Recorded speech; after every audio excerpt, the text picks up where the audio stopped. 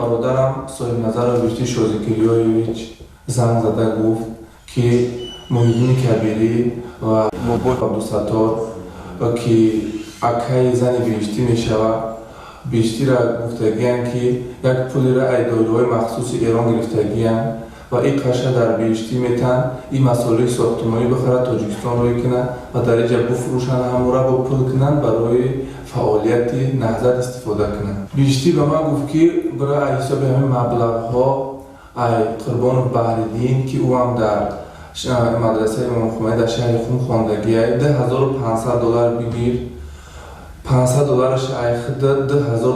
بر اسرار دابته. اسرار بچه زبیدالله رازق که یکی ای کلانوی نهضت ای که حوضی در محبس ای اما را بعد که او پلا خودش در نهضتی ها تقسیم میکنه. بعد ما بحرالدین در زنگ زدم گفتم که من بیشتر میگه $10,500 بیام بگیرم. او گفت که من یک بار بیشتر میپرسم بعد در زنگ میزنم. بیشتر زنگ زد پرسید بعد ما در زنگ زد گفت که خیلی ها بیشتر هم خیلی گفت بیا همین پلا بگیر. من قدیش هماهنگ کردم پیش رستوران استانبول ده رفتم همین پلا $10,500 دستش گرفتم.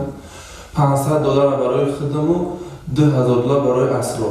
بعد تلفن اسرار را بیشتر در ایما پرداخت. ما زنگ زدم اسرار تلفنش کشتگی بود و پگاش در تلفنش گریان شد خیلی خطیش زنگ زدم گفت زدم هماهنگ کردیم پیش محله 46 در هر دو ما خوردیم. من $10,000 بردم در او دادم گفتم که همه در همین نهضتی ها تقسیم میکنی.